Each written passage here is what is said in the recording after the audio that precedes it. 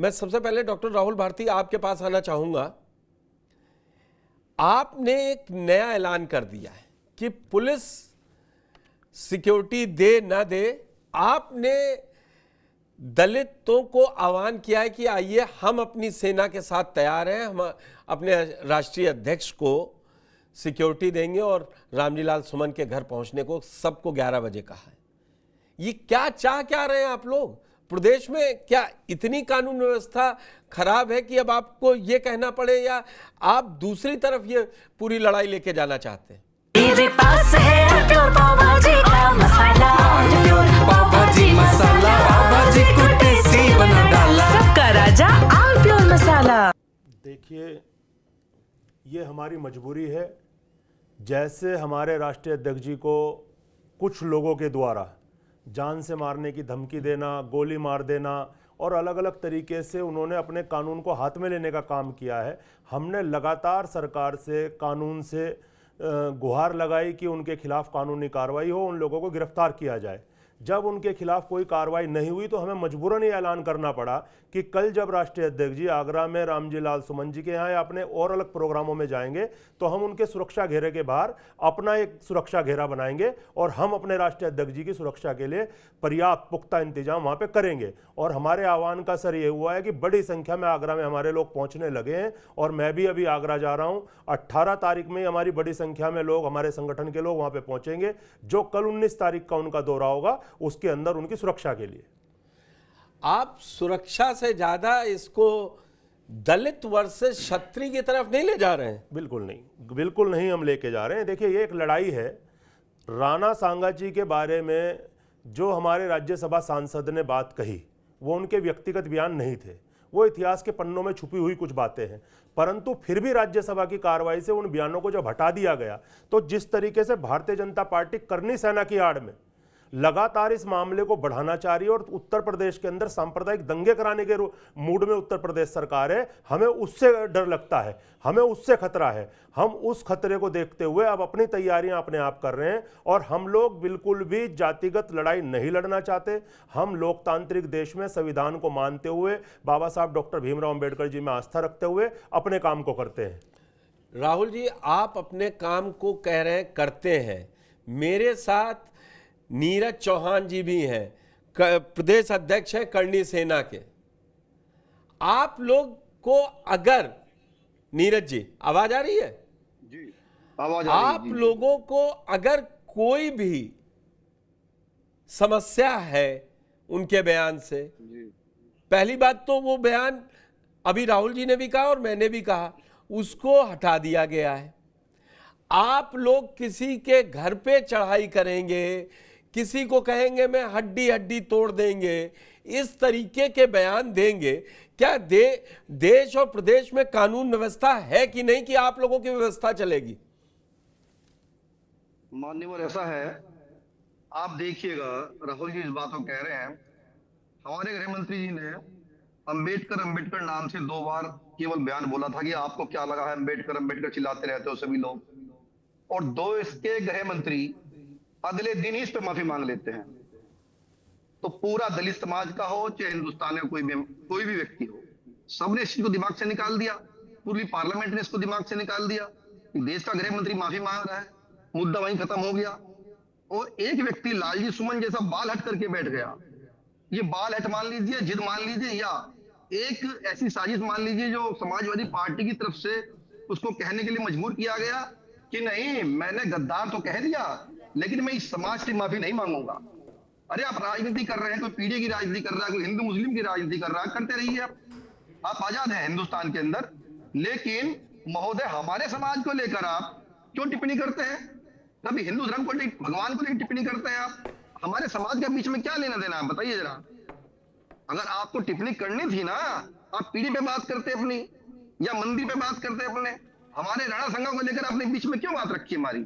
अगर बात आपसे एक तो नीरज जी, राणा सांगा किसी एक के नहीं है ना, तो वो कोई उन पर टिप्पणी करके अपने को बड़ा बना लेगा या उनके नाम पर उनका सबसे बड़ा चहेता बनकर वो स्टार बन जाएगा। राणा सांगा को किसी के सहारे की जरूरत नहीं 1508 में भी नहीं थी और आज भी नहीं रहेगी, और आगे चौहान भी साहब, कई 100 सालों नहीं है। सुनिए मेरी बात, साहब, आपकी बात आप सहमत है। क्यों नहीं एफआईआर दर्ज करवा सनातन देते? की हम। आप सनातन एफआईआर की क्यों नहीं रखने वाले। आप ये सड़कों पर, एफआईआर के लिए गए हैं, एफआईआर के लिए गए हैं, कोर्ट में भी चले गए हैं, एफआईआर के लिए भी गए हैं, तारीख लगी है 21 आप तारीख ये में। सड़कों पर तलवार लहराएंगे, इससे कौन सी सियासत सधेगी? आप बताइए ना। अखिलेश, अब ये अखिलेश राहुल जी सीधा मेरे पड़ोस में कहेंगे, बैठे हैं, वो कह रहे हैं कि 18 तारीख से आज से आगरा पहुंच रहे हैं, वो भी पहुंचेंगे। लेकिन तो हम- दंगल बना दीजिए ना आप लोग। लेकिन हम इनकी तरह गुंडाई नहीं आजाद है, करेंगे। पहुंचिए। हम बाबा साहब डॉक्टर आप भीमराव पहुंचिए, आप अम्बेडकर जी आजाद के हैं, संविधान लेकिन को मेरी मानते बात हुए मानिए, चलने का काम करेंगे आप वहां एक- पे। आप एक अरविंद षड्यंत्र सिंह के जी। तहत, एक षड्यंत्र के तहत आप लोग रामजी सुमन पर बयान दिलवा रहे हैं, केवल पीढ़ी का कार्ड खेलने के लिए। वो सनातन के रचेता, सनातन की नु धरने वाले, तो वो तो राम अब गाली दिलाते पहुंच गए हैं। ना। अरविंद जी, मैं, आपने देख लिया डॉक्टर राहुल भारती, वो ये कह रहे हैं कि हम तो अपने राष्ट्रीय अध्यक्ष की, क्योंकि सरकार सुरक्षा कर नहीं पाएगी, उनको जान से मारने की धमकी दी जा रही है, उनको गोली मारने की अखिलेश जी को धमकी दी जा रही है, तो हम खुद, उन्होंने आह्वान कर दिया है, वो पहुंचेंगे। करनी सेना वाले भी जुड़े हैं आज, वो भी कह रहे हैं कि हम पूरी तैयारी में आए, देख लें। क्या प्रदेश में कैसी व्यवस्था चाहते हैं आप लोग?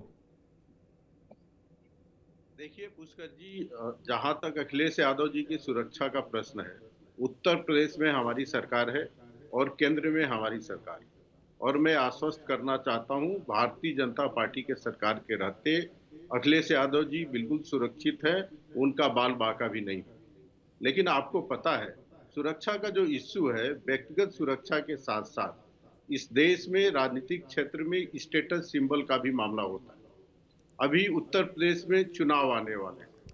अखिलेश जी और उनके पार्टी को लगता है कि जो सुरक्षा व्यवस्था है उससे एक कदम और आगे बढ़ के एनएसजी की सुरक्षा मिले, अभी जेड+ की सुरक्षा में, और एनएसजी की सुरक्षा मिले तो एक और स्टेटस बढ़ेगा। मैं आपके माध्यम से दर्शकों को आपके बताना चाहता हूँ कि हमारे अभी जो गृह मंत्री जी हैं, बीजेपी के राष्ट्रीय अध्यक्ष रह चुके हैं आदरणीय अमित शाह जी, जब 13-14 में उत्तर प्रदेश के प्रभारी बनाए गए थे और भारतीय जनता पार्टी के राष्ट्रीय महामंत्री थे, उत्तर प्रदेश में लगातार उनके दौरे होते थे, और उस समय अखिलेश यादव जी मुख्यमंत्री होते थे। समाजवादी पार्टी के सरकार को एक सिपाही भी उनके सुरक्षा में लगाना गंवारा नहीं होता था। कई बार व्यक्तिगत भारतीय जनता पार्टी के नेता और कार्यकर्ता उनके साथ होते। बदला ले रहे हैं मतलब समाजवादी ना? पार्टी का तो बहुत अब वो बदला ले रहे हैं आप लोग।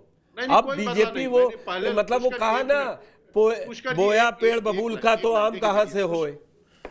पुष्कर जी, पहले ही मैंने कहा कि केंद्र में भी हमारी सरकार है, राज्य में भी अखिलेश यादव जी का बाल बाका नहीं होगा। मैं जो उदाहरण दे रहा हूं, समाजवादी पार्टी के दोहरेपन को बेनकाब करने की कोशिश कर रहा हूं। भारतीय जनता पार्टी ऐसे इस तरह से व्यवहार नहीं करती है। हमने जेड+ की सुरक्षा उनको दे रखी है। बदला लेना होता तो इतना हाई। अरे रामजी लाल सुमन, मैं आ रहा हूँ राहुल जी। और मैं ये जो रामजी उनको लाल सुरक्षा सुमन, मिली है, सुनिए, सुरक्षा वो एजेंसियों क्यों ना के कहें कि हम सिफारिश पे अपने मिली है, लोग आप अपने लोग राष्ट्रीय मिली है। अध्यक्ष को सेव करेंगे।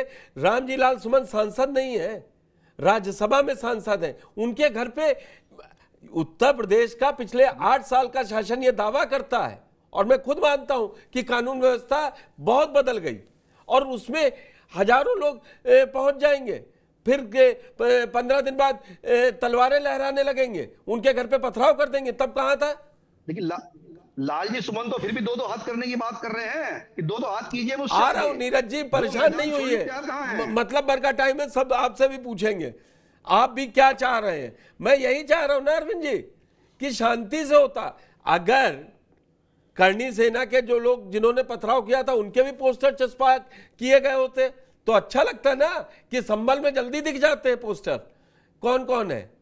वहां सीसीटीवी काम कर रहा है, आगरा में नहीं कर रहा है। देखिए 2-3 बिंदुओं में जवाब दे देता हूं। ठीक है, पोस्टर दीजिए। उसको लगाने की जरूरत होती है जो फरार होता है। जैसे ही कुछ लोगों ने कानून व्यवस्था अपने हाथ में लिया, उत्तर प्रदेश के पुलिस ने तत्काल कार्रवाई किया, उनके खिलाफ एफआईआर दर्ज हुए और उनके खिलाफ कानूनी कार्रवाई हो रही है। नंबर 1, उसमें से कोई ऐसा नहीं है फरार है और खोजने से मिल नहीं रहा है। कानून अपना काम करेगा। हम कभी भी नहीं कहते बिल्कुल हैं सही कि कह रहे हो कानून आप। को किसी वो को हाथ रोज में लेने आपके का नेताओं से अधिकार मिलते है, हैं। ना हम किसी को कानून हाथ में लेने देंगे।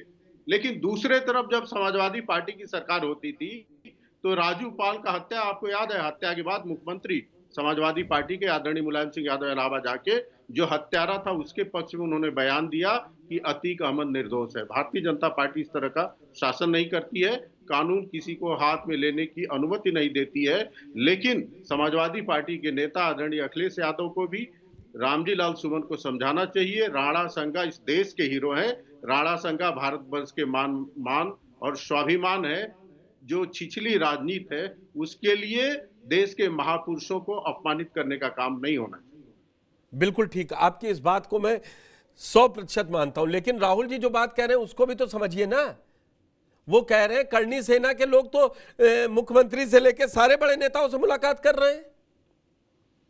अभी आपने जो बात कही, आपके संरक्षित गुंडे जो हैं लगातार भारतीय जनता पार्टी के, राहुल जी ऐसा कोई शब्द इस्तेमाल मत बिल्कुल करें। इनके संरक्षित गुंडे, मैं बता रहा हूं, उसका एग्जांपल दे रहा हूं कि इनके जब से वहां पे करनी सेना के लोगों ने हमला किया आगरा में, उसके बाद 50 बार इनके लोगों के साथ फोटो खींचे हैं उनके, और इन्होंने आज तक भी उनके खिलाफ कार्रवाई नहीं की। ये कहते हैं कि वो लोग फरार नहीं है। अगर फरार नहीं है तो जेल के अंदर क्यों नहीं है? ये बात इनके लिए सवाल बनता है। और जिस ये उत्तर प्रदेश और केंद्र की सरकार की बात करते हैं, आप उठा के देख लीजिए सरकारी आंकड़े, पिछले 1 साल के अंदर जितने हमारे दलित समाज के लोगों को घोड़ी से उतारने का काम हुआ है, जितने हमारे लोगों पे अत्याचार हुए हैं, जितने हमारी बहनों की इज्जत लूटने का काम हुआ है, वो सब इन्हीं की सरकार में हो रहा है, और केंद्र में और प्रदेश में इनकी सरकार है। ठीक है, सुनील शुक्ला जी, क्या सुनील जी साथ में है मेरे? सुनील जी देख रहे हैं, लड़ाई राणा सांगा के थ्रू होते होते अब दलितों के उत्पीड़न से लेके और क्षत्रियों को ऐसा पोज किया जा रहा है कि जैसे सारा उत्पीड़न वही कर रहे थे राणा सांगा के सहारे। क्या आपको नहीं लगता है दोनों पार्टियां यही चाह रही कि जमीन पर यही दिखे, एक अगड़ों के साथ खड़ा है और एक पिछड़ों के साथ? ऐसा नहीं लग रहा है? धन्यवाद पुष्कर जी। ये तो मुझे ये नहीं समझ पाता कि भारतीय जनता पार्टी इस मुद्दे को इतना हवा देने की कोशिश क्यों कर रही है। राणा सांगा के मुद्दे को गर्म करके भारतीय जनता पार्टी कौन सा राजनीतिक लाभ पा जाएगी, किन वर्गों को अपने साथ जोड़ने में सफल हो पाएगी, कौन नया तबका इनके साथ जुड़ जाएगा, ये तो भारतीय जनता पार्टी के लोग समझे। लेकिन रामजी लाल सुमन पे जिस तरीके से उनको टारगेट किया जा रहा है वह उसके लिए नुकसानदायक साबित होगा। रामजी लाल सुमन कोई ऐसे व्यक्ति नहीं है जिनको जो एक अनजान चेहरा हो, एक संघर्षशील नेता रहे हैं, समाजवादी पार्टी के कार्यकर्ताओं और अपने वर्ग के बीच में एक जाना पहचाना चेहरा, स्थापित नेता रहे हैं। अगर आप उनको टारगेट करते हैं तो दलितों के बीच अपनी साख बढ़ाने या उनकी विश्वसनीयता हासिल करने की जो भारतीय जनता पार्टी कोशिश कर रही है वो उसको नहीं मिलने वाला है।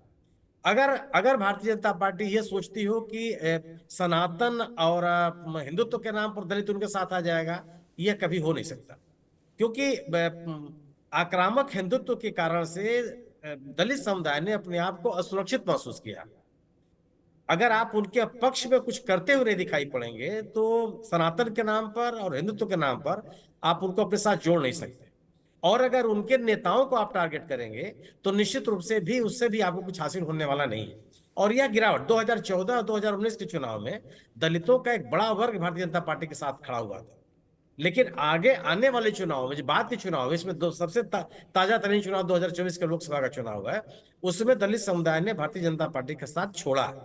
उनको लगने लगा है कि ये हिंदुत्व और सनातन का नारा बुलंद करके उससे दलितों का कोई हित होने वाला नहीं है। रही बात जो बात कही जा रही है कि सुरक्षा का सवाल है, भारतीय जनता पार्टी के शासनकाल में निश्चित रूप से आप कह सकते हैं एक तरह का परसेप्शन बना कि कानून व्यवस्था बहुत अच्छी है, लेकिन भारतीय जनता पार्टी की सरकार ने भी सजा याफ्ता लोगों को माफी दिया, जिनको सजा हुई है न्यायालयों से। ये पॉलिटिकल परसेप्शन बनाने के लिए आप कुछ भी आप पॉलिटिकल परसेप्शन बना लीजिए, लेकिन ऐसा नहीं है कि आप भारतीय जनता पार्टी से आरोप से मुक्त हो सकती है। मेरा अपना मानना है कि राणा सांगा के नाम पर यह शुरू किया गया जो भारतीय जनता पार्टी का प्रतिवाद है, करणी सेना के लोगों को बिल्कुल विरोध करने का हक है, लेकिन करणी सेना के लोग उस समय कहा थे जब पुरुषोत्तम रूपाला ने क्षत्रिय शासकों के खिलाफ बयान दिया। मैं नीरज जी से भी पूछूंगा, लेकिन पूरा क्या बात कर रहे हैं, गुजरात, राजस्थान, उत्तर प्रदेश, सब निपट गया गुजरात छोड़ के। सुनील जी, जी जी जी हमसे जी आपसे आंकड़े नहीं छुपे हैं, हम इस पे नहीं, सही है, किसी बिल्कुल। पार्टी से नहीं पूछवाएंगे। नवीन जी, जी जी एक रोटी बेटी के साथ जैसा बयान जिसमें माफी सब जगह से मांगी गई, लेकिन जब एक नैरेटिव चल जाता है ना, क्या उसी नैरेटिव को अब अखिलेश अभी से चलाना चाह रहे हैं? देखिए पुष्कर जी, राजनीति में बहुत सारे दांव ऐसे होते हैं जिनके दूरगामी परिणामों को निश्चित करके चालें चली जाती हैं, ये तय है। अब मैं नीरज चौहान जी, आप करणी सेना के प्रदेश के सीनियर पदाधिकारी हैं और उसके अध्यक्ष हैं। मुझे एक सिंपल सा सवाल इस पंचायत में आज जवाब चाहिए कि यदि किसी पूर्व मुख्यमंत्री के लिए कोई युवा बयान देता है कि मैं गोली मार दूंगा, अखिलेश यादव को सीधी सीधी on the record on media mic पे बोला एक युवा ने कि मैं गोली मार दूंगा अखिलेश यादव को, ऐसा ही बयान, अब आप समझिए मेरी बात को, कोई दलित समाज का युवा दे देता, आक्रोश है युवा में होता है, तो क्या स्थिति बनती? उस युवा की हालत क्या होती? मैं समझता हूं पैर में गोली लग चुकी होती और बुलडोजर घर पे चल चुका होता और वो हवालात में होता या जेल में होता।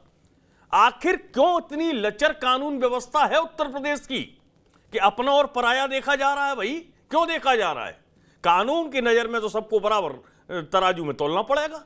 जो नहीं दिखाई दे रहा, अरविंद जी आप भी संज्ञान लीजिए, कानून का मतलब ये होता आप इस सत्ता का संचालन कर रहे हैं, तो राजा की निगाह में अपना और पराया नहीं होता है। फिर तो जो भी है वो प्रजा है या जनता है, तो जनता को लोकतंत्र के नजरिए में आज की वर्तमान व्यवस्था में तो आपको समान भाव से देखना पड़ेगा। ये तो हुई पहली बात।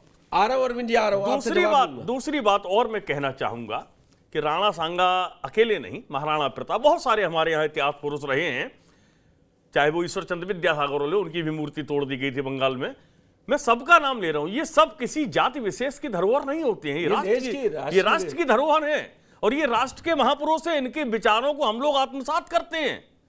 अब पर्टिकुलर अगर उसको एक जाति के लोग उठा लें या एक जाति धर्म के लोग उनको लेके आगे चलने लगेंगे, डॉक्टर भीमराव अंबेडकर बहुत शिक्षित व्यक्ति थे और उन्होंने इस देश को बहुत कुछ दिया है, तो अब आप ये कहते हैं साहब वो तो केवल दलितों के ही महापुरुष हैं, ऐसा नहीं है, वो सबके हैं। मैं यही कहना चाह रहा हूं कि अखिलेश यादव जी पर मैं आता हूं। अखिलेश यादव जी कल जैसे 19 तारीख को जा रहे हैं, ठीक है, आपकी पार्टी के सांसद हैं, उनके घर पर अगर कोई गाड़ियों में तोड़-फोड़ इस तरीके की चीजें हुई, आपको जाना चाहिए, बहुत अच्छी बात है।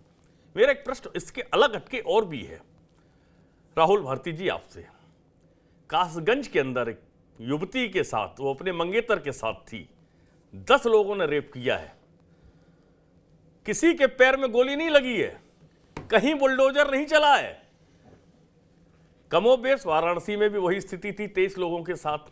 अब मेरा प्रश्न यह है कि समाजवादी पार्टी जो अपना प्रतिनिधि मंडल हर घटना पर भेजती है, क्या अखिलेश जी कासगंज जाएंगे या उनका कोई प्रतिनिधि मंडल जाएगा उस परिवार को न्याय दिलाने के लिए? सवाल इस बात का है। मेरे पास है प्योर पाव भाजी का मसाला, प्योर पाव भाजी मसाला, पाव भाजी को टेस्टी बना